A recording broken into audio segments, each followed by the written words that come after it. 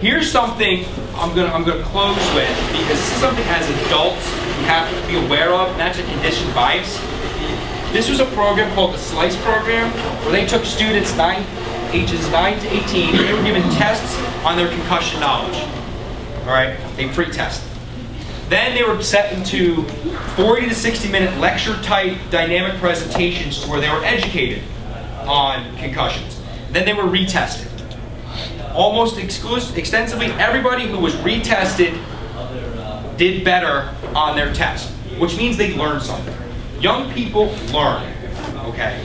Which means if you're gonna teach neck training, if you're gonna show them how to do it, if you're gonna make it a priority, they learn, okay? It's us who grew up in a culture of not training them, thinking that it's prehab or rehab or an area you can't train. And that's usually because we never knew how to do it. So make sure it's not your conditioned biases of, I've never done it, therefore you're never gonna do it, which is gonna prevent these kids from moving forward. I see this every day. Like I said, we've been doing this for 5 to 6 years, making it the focal point. And we have kids coming in from all athletic teams, from even general population phys ed kids, they go to the neck machine. It's a part of who they are, it's a part of how they train. They wouldn't even think, wow, I did my legs, well I gotta do my neck. Why wouldn't I do my neck? There are muscles there.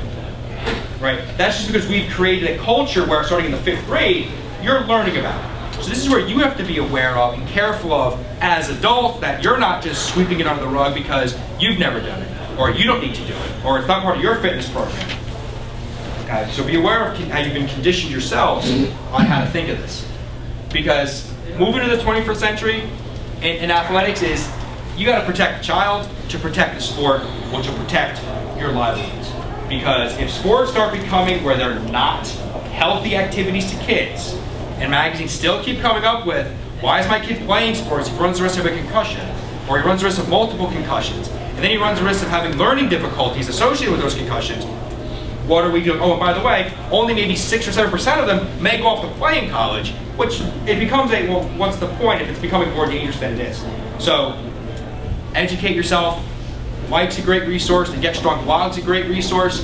Definitely read that NCAA article that he put out there. That's fantastic. And learn all you can about this and develop a system. It's still new. You know, we're still on the leading edge of this. So be the ones out there in your systems being the leaders.